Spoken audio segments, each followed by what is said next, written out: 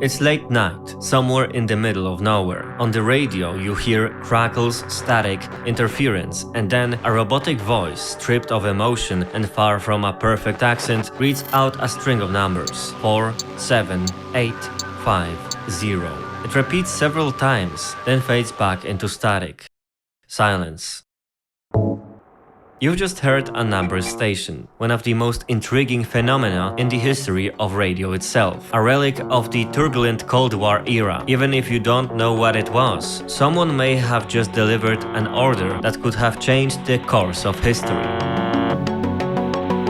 Number stations broadcast simple transmissions on shortwave radio, usually consisting of a monotonous voice, sometimes a human recording, sometimes a synthesizer of sorts, reading out sequences of numbers, letters or words. Sometimes the voice is preceded by a distinctive signal, such as a melody, the sound of some machine, or a buzzing noise. What exactly is going on here? This isn't a broadcast for everyone, even though anyone with the right receiver within range can pick it up. It's a message for one specific recipient, an agent in the field or a military unit commander. The idea is basically simple. The recipient of the transmission can receive it in many places around the world, using a fairly basic shortwave radio set. No internet, no satellites, no phone networks. Anyone can hear it, but no one without the proper key can understand the meaning of the transmission. The first such broadcasts appeared as early as World War I, but their true boom came during the Cold War. Both Soviet services and Western intelligence agencies used them, and even today, though it sounds like a relic of a bygone era, despite all technological progress, you can still receive them. Some stations have very weak signals and are difficult to catch, but with enough persistence, the right antenna and the right conditions, it's possible. Why do they still exist? Because they're simple, effective,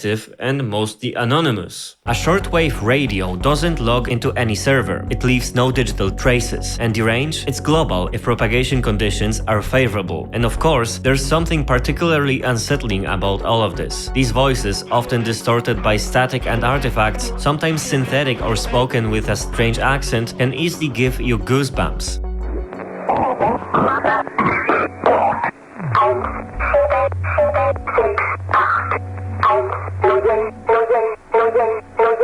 You never know for certain who is transmitting nor what the numbers actually mean. And although amateur recordings and frequency catalogs have been created for years, an entire archive of broadcasts, the mystery remains a mystery. Number stations don't explain themselves. They don't reveal their purpose. They simply transmit. And today we'll take a closer look at one of these stations, and apparently also one of easier to intercept, and also it's one of the longest running ones. This is the story of UVB-76, better known as the Buzzer. Enjoy the video.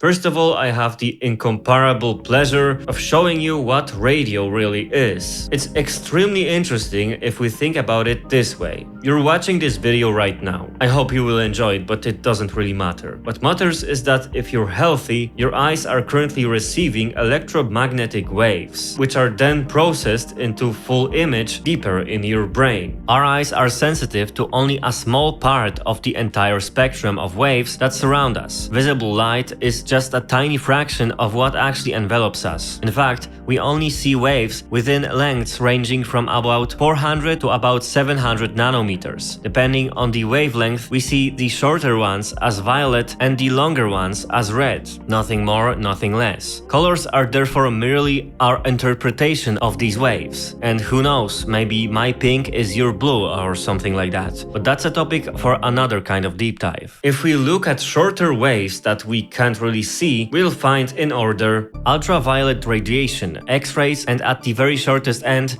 gamma rays. In general, the shorter the electromagnetic wave, the more energy it carries, which means potentially greater harm to our delicate bodies. A beam of short, harmful UV radiation can damage our cells, and that's exactly how sunburn happens, when many cells bombarded by UV rays break down and collectively decide on seppuku for the greater good. Of course, everything depends on exposure time and many other factors, and that's really a topic for some YouTube scientist, not an autistic guy with a special interest of sorts. So I won't go further into detail about shorter waves and their properties. The longer waves in this soup of radiation surrounding us are, in order, infrared. Infrared is another topic that could slow down my getting down to the point, but in short, everything warmer than absolute zero, that is minus 273 degrees Celsius, emits some infrared radiation. We can perceive this as heat above something warm even before we touch it. That's thermal radiation. Of course, it's only one of the mechanisms of heat transfer. It's also an excellent way to detect, for example, people hiding in the dark, since they emit this radiation, and in basic infrared cameras, warm objects appear brighter than colder ones. More advanced infrared cameras can even detect specific wavelengths of infrared, so we can see, for instance, that this red element is 80 degrees and you'd better not touch it, while that one is 20 degrees, and that's your wife's hand and she has blood circulation problems. Quick side note,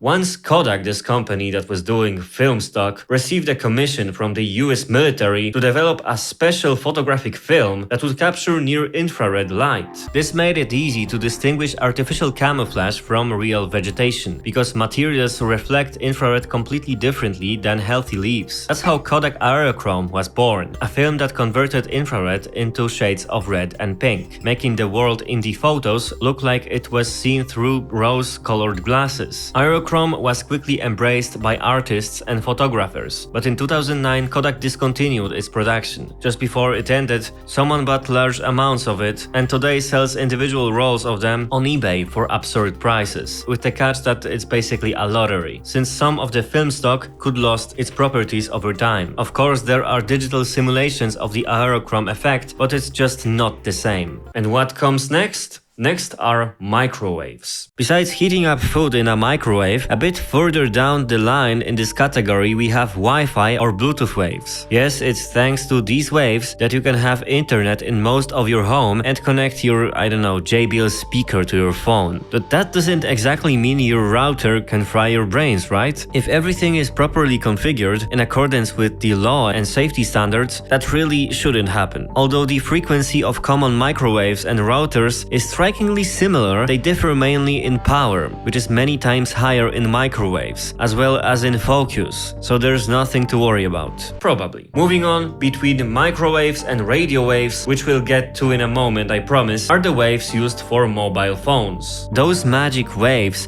that even in the middle of a field, at least if you live in some developed country, not like Germany for example, because there it's worse, will let your shiny little screen display strange things, but hey, no king shaming here. And finally we get to radio waves, in the sense you're probably familiar with. That is, somewhere is a broadcast being sent out to the air and you just get into your car and you're suddenly hearing Ed Sheeran for the 100th time, because these radio stations just can't seem to play anything more interesting. This is what's called FM radio, frequency modulation, where the frequency or spacing between the waves is modulated. This method allows for high quality sound transmission at the cost of a shorter range between transmitter and receiver. That's why most mainstream radio stations are FM, but if you want the widest possible range, you use the so-called AM radio, amplitude modulation, where the amplitude, the height of the wave, is itself modulated. In that case, the transmission quality is usually lower, but the signal can travel much further, sometimes absurdly far, because AM waves can bounce multiple times between the ionosphere high above us, the electronically charged layer of Earth's atmosphere, and the Earth's surface, and then back up again. The ionosphere is electrically charged by the sun, and that's why AM radio stations from far, far away are harder to receive during the day. The sun kind of interferes with the transmission. At night, with not much electrical interference from the sun, AM waves bounce more easily and we get long-distance communication. And then there's also the so-called shortwaves, which also use amplitude modulation. That's AM. And yes, we're talking about shortwave radio. And it's precisely one of these shortwaves in this band that the station UVB-76 broadcasts, the one I hope you still remember. But how do you even receive such a signal? And what exactly is a receiver? Once I saw a video of some unhinged guy that was touching the base of an AM radio broadcasting antenna, and he did that with a stick. And you know what happened? The stick caught fire, and as it burned, you could actually hear the signal that was being sent from this tower. And no, that wasn't Photoshop. The guy had built the most primitive do-it-yourself and extremely dangerous receiver. Because of the enormous broadcasting power of such a signal, the same thing that makes it possible to pick it up both under the mast and with the right conditions on the other side of the globe, an electric arc was generated that played in rhythm with the transmitted signal.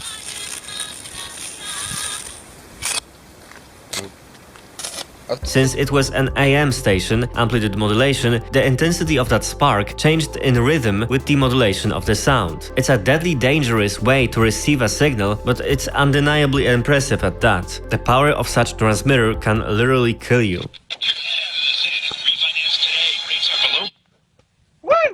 On a somewhat similar primitive principle operated some of the first kind of radios, crystal radios. These receivers used a special detecting crystals, most often galena. Such a receiver could work without batteries, but it required a very strong signal for anything to be heard. That's why later came tube radios and then transistor radios, which properly amplified the signal but no longer relied on just some random crystal. Rather, it relied on a semiconductor diode and a whole complicated system of band detectors, amplifiers, filters, and so on and so forth. But that was only the theory, and I think the practice will show you much more. And as it happens, for the purpose of this video and my own interests, I got myself this clever little gadget. Ladies and gentlemen, RTL SDR version 4. This tiny dongle along with the antenna set costs about $100. And what exactly can this little silly gizmo do? As it turns out, it can surprisingly do quite a lot. In general, it can receive a wide range of signals. Most importantly, however, it stands out for its ability to receive also some shortwave radio, though that does require a bit of knowledge and a proper setup. It's just not the simplest thing to master. The easiest thing to pick up are the signals of standard FM radio stations, but it's not only that. Just as easily, at least if you live near any airport, you can receive air traffic communications, conversations between pilots and the control tower. Nothing too fancy, since they don't chat for long or about anything particularly gripping, but still it's kind of exciting to just hear what's out there. 3000-61H1014, clear dialect approach 29, report established. 3000 feet, direct go Delta 902. And if you're near a larger airport, you'll most likely also catch frequent transmissions with weather conditions. This is Gdansk, information November. Time 2255. Expect Tango arrivals ILS approach for runway 29er. Runway 29er. Runway condition code 666. Transition level 80. Caution. Possible GPS jamming and spooking. Other oddities I've picked up on the shorter bands include some AM radio stations in Russian or Chinese. Also, I've picked up something in, I guess, Swedish or I guess French. Generally, if you try hard enough, you can probably also intercept railway or maritime communications. I haven't heard any ham radio operators in my area, but maybe my antenna is too small, or maybe there just aren't any around, or I simply don't have the right antenna to pick them up if they do exist. CB radio is also something I wasn't able to listen in on, but then again, I didn't take my antenna on any trips, and in the city there are probably very few users of that band left, if any at all. More and more communications nowadays are encrypted in various ways, so the amount of interesting things to hear in the air is just shrinking. Police, security, the military, those are the things that thankfully are inaccessible because they're encrypted, but still too bad for the curious one with the antenna. Now a question might arise here. Is using something like RTL SDR even legal? Yes, because it's only a receiver. If you had a larger shortwave transmitter allowing you to broadcast on frequencies reserved for allocated or certain institutions or individuals, you'd need to get the proper permits and licenses. And what else did I find with the help of this little gadget? Interference. Lots of interference. Signals whose purpose I don't really understand. But it's fascinating that they're out there. Here's some regular beeps, there's some static, especially on the higher frequencies, most likely used by some mobile networks. And maybe that's what the internet actually sounds like.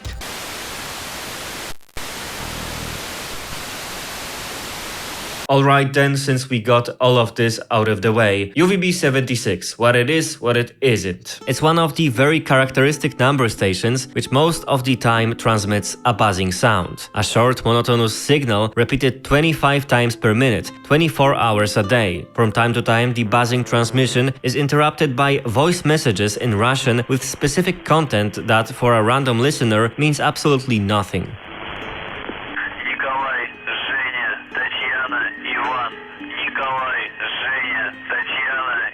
Let's look at this from another angle. What is UVB-76 definitely not? It's certainly not a music station. No, it's not a signal from aliens. It's not some private project of a bored radio amateur. It's not a YouTube channel with ambient sounds for learning or exercise. It's not a random interference. And it's definitely not useless. And it's also not your mom. So what it is and why does it exist? It's a transmitter operating at this exact frequency, maintaining a constant signal around the clock. From time to time, the buzzing is interrupted by voice messages in Russian, containing coded orders or other encrypted instructions. The best and most consistent hypotheses suggest that UVB-76 is part of the Russian military's shortwave communication system. Among the most likely widely speculated uses of the UVB-76 are readiness channel. The buzzing keeps the frequency occupied and ready for an immediate transmission of an important message. Encrypted orders for military units. The rare voice messages may serve as instructions for specific operatives in the field. Signal testing. The constant tone allows operators to monitor shortwave propagation, showing how far the transmission can currently reach. Part of an emergency system. Some researchers connect UVB-76 to Russia's so-called dead hand, an automatic nuclear retaliation mechanism meant to activate if the command structure was destroyed.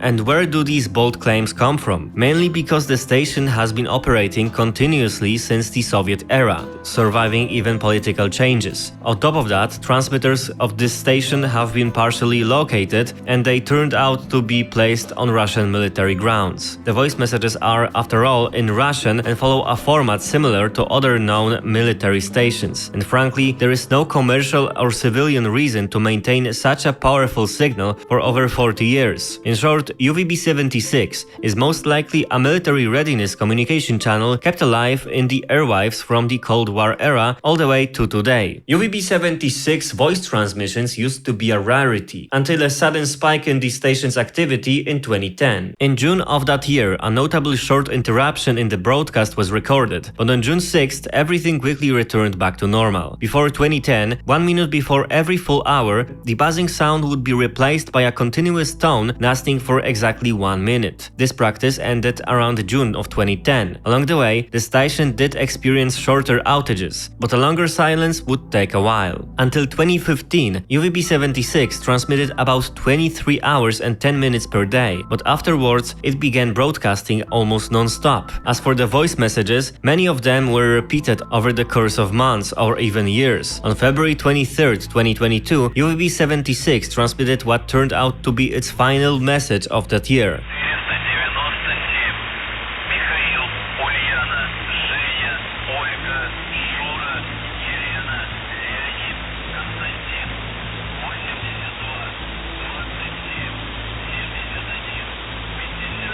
The very next day, Russia's invasion of Ukraine began, and the station went silent for over a year. Then on January 28, 2023, the first message in nearly 12 months was heard, reading this thing.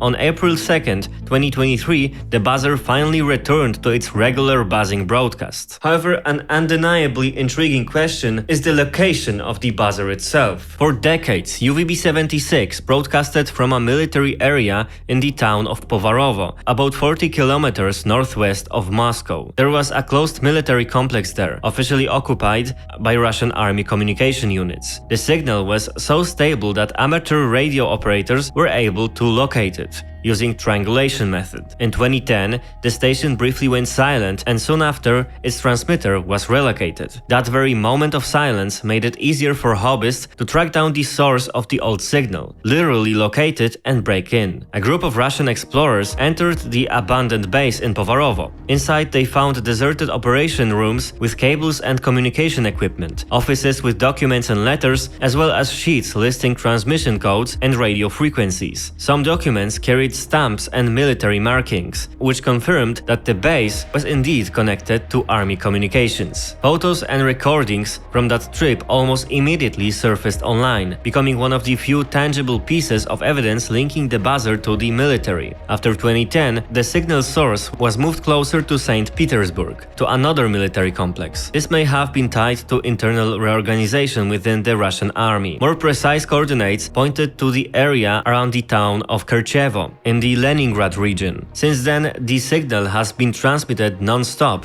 and voice messages have appeared more frequently than in previous decades. The currently likely location of the buzzer is believed to be Narofominsk, near Moscow, though this has never been and likely will never be officially confirmed by Russian authorities. Due to the simple fact that this radio station is not only Russian but it's also for military use, and Russia, especially since 2022, has been, let's say, not really liked that much by many people. Invasion of Ukraine, something like that. The buzzer's frequency has become a target of numerous trolls and radio pirates, who essentially jam its signal with all sorts of other signals. In reality, pirate attacks on the station go back much earlier. As early as March 2014, pirates from the Netherlands were broadcasting sounds like wailing sirens or Russian songs on the same frequency. But the real peak of such attacks came right before and after Russia's invasion of Ukraine. At that time, pirates jammed the station with voice messages in English, Russian, and even Polish. They also broadcasted meme images visible in the spectrogram. Over time, the frequency was also hijacked to play various popular songs such as Gangnam Style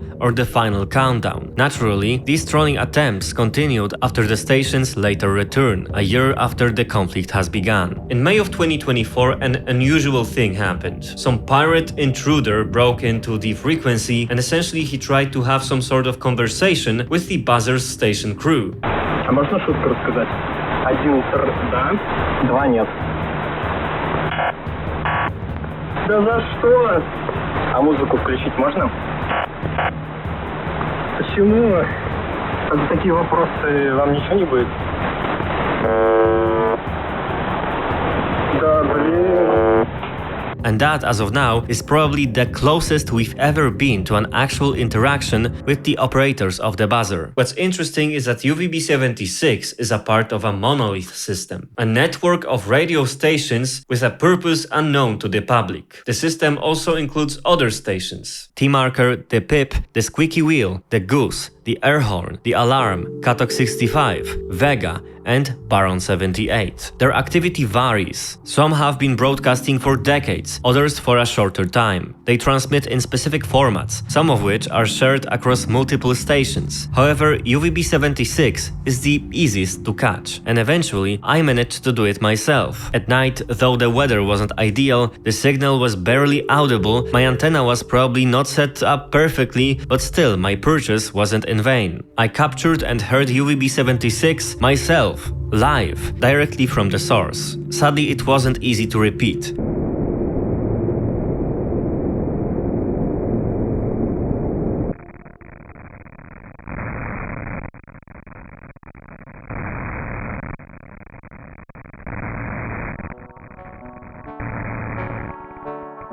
At night, filled with static and numbers inaudible to the human ear, somewhere far away, deep in the ether, it still buzzes, and it will keep buzzing for decades to come.